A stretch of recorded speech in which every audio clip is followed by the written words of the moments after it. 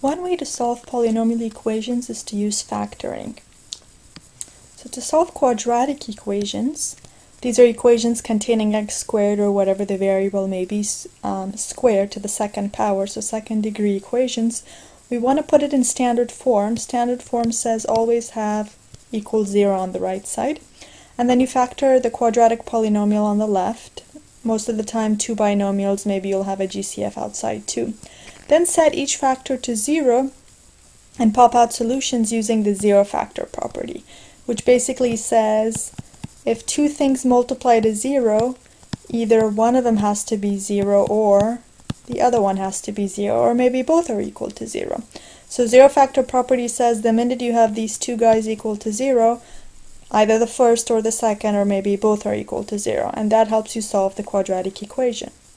Let's solve some equations using the zero factor property and factoring. So part A, we have it equal to 0, and everything is multiplied out and it's written as a polynomial in descending order. So the only thing we can do is factor the left side. We're going to put a z and a z and a plus and minus 8 to get the difference of squares. Now when these two things are equal to 0, either the first one has to be equal to 0 or the second one has to be equal to 0, and each one makes a little mini linear equation, and when I solve the mini linear equation I get my two answers. Quadratic equation, second degree polynomial, has two solutions. A z squared popped out two solutions. Sometimes they may be the same number. In this case, z is equal to -8 and +8. Now look at part B. It looks so much like part A, except it has this additional z, which changes things around a bit. Again, it is in standard form. It is equal to 0, which is what I always need. But this case has a GCF in common, which is z. I pull out the z and I'm left with z minus 64 equals 0. And again, I have two things equal to 0. Either the first one's equal to 0 or the second thing is equal to 0, since it's a product. I solve the mini equations, in this case only one of them, and I get z is either equal to 64 or z is equal to 0. Okay, some more examples. Solve x squared minus 3x equals 4. Again, I need a 0 on this side, so I'm going to subtract 4 from both sides and I get x squared minus 3x minus 4 equals 0, which is what I need. Left side looks like it's factorable. I'm going to put an x and an x. Product -4, sum -3. That's going to be a -4 and a +1. Then pop out your two solutions by setting each factor equal to 0. So each one makes a little mini linear equation. X is 4, and if we solve the other one, x is equal to -1. So basically the main thing is knowing how to factor, then you have that additional step of popping out your solutions. Same thing here, part D, I'm going to need a 0 on one side to use the zero factor property. So I'm going to subtract 6t from both sides, and I'm going to put it in descending order, so t squared, then t, then the 1. Now I have the 0 on the right side, and I'm going to try to factor this. However, there is no GCF to pull out and it starts with a 9. So if I'm using what we call the wow method, I'm going to move the 9 up and multiply it with the 1. That's going to give me t squared minus 6t plus 9 equals the 0 that I'll need later. This is going to factor into t. Two numbers that multiply to a +9 and add to a -6 will be -3 and -3. Again, equal it to 0, keep that in mind. But since I multiplied by a 9, I'm going to now divide these guys by a 9 and do any reducing that may be done. And it looks like I have t minus a third, t minus a third. And now I move the 3's up, so I have 3t minus 1, 3t minus 1, which I can rewrite as a 3t minus 1 quantity squared.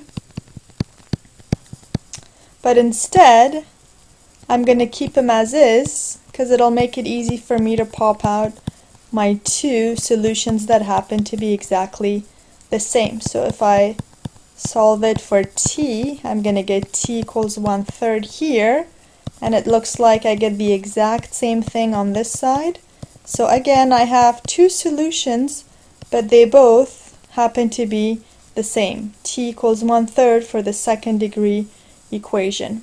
And you can box both or not. I just box one. There's no need to be redundant and write it twice. Okay, another quadratic equation since we have a degree 2. And again, I have to set it equal to 0. So I'm going to choose to move these guys to the left just because I like my 11 to stay positive. I don't want to move it to the other side. So I get the 0 on the right, which I need. And in descending order, 11m squared minus 31m minus 6. There is no GCF to pull out of here. So if there's no GCF, I'm going to move up this 11 over there and multiply it through. That's going to give me, or multiplied by the negative 6, m squared minus 31m minus 66 equals 0. Now I'm going to try to factor this and come up with the two that work, m and m, two numbers that multiply to negative 66 and add to 31. Well, 66 is divisible by 2, and that gives me 33. And since this is a negative, this will have to be negative, that'll have to be positive. So that's a product of negative 66 and a sum of positive or negative 31.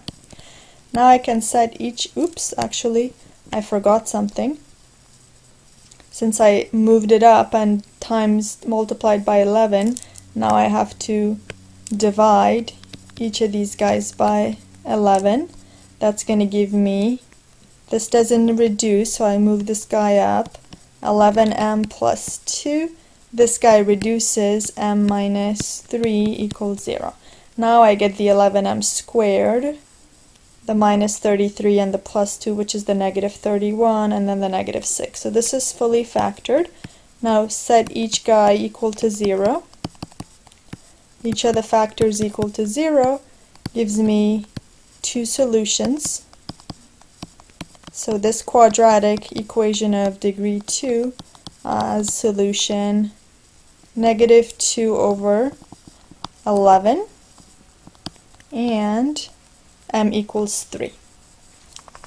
Let's look at part F, which actually has degree 3, so this is a third degree polynomial or third degree equation that we're looking at.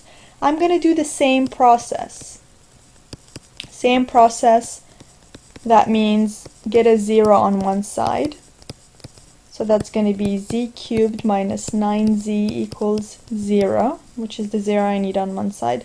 Left side, to factor this, there's definitely a GCF of z, so I'm going to pull that z out. That'll leave me with z squared minus 9.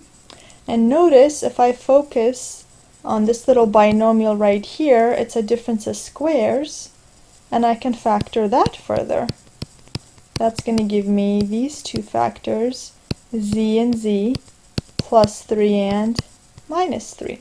So now I have three factors, and either this one, or this one, or this one has to be equal to 0. Or maybe all of them or a couple of them is equal to 0. Solving this gives me z is negative 3. Solving that gives me z is 3. So I have 3, negative 3, and 0 as my three answers for this third degree equation. Alright, let's look at the last equation to solve. Again, this is a third degree polynomial, and I'm going to solve the equation by setting it equal to 0. So I'm going to move the 28. That's going to give me x cubed plus 7x squared minus 4x minus 28 equals the 0 that I need.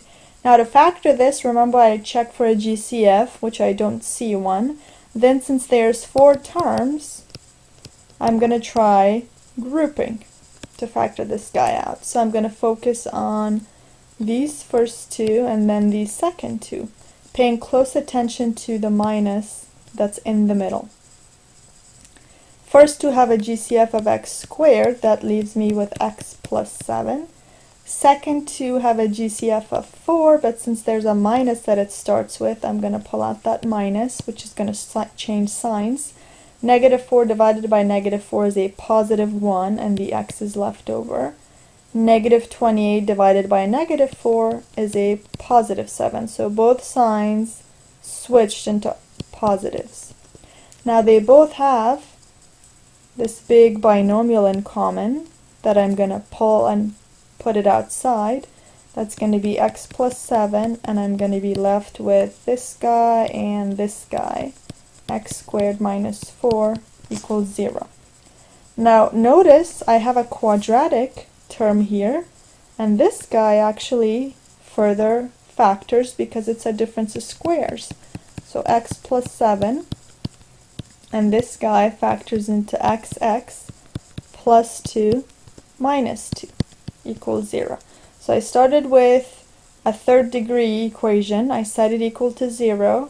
I factored it by grouping, and now I have my 3 different factors, all of which will be set equal to 0, and it'll help me pop out the solutions. So I end up with x equals negative 7, x equals negative 2, and x equals 2 as my 3 solutions to this third degree equation. Okay, let's solve these quadratic equations using the graph and then by factoring.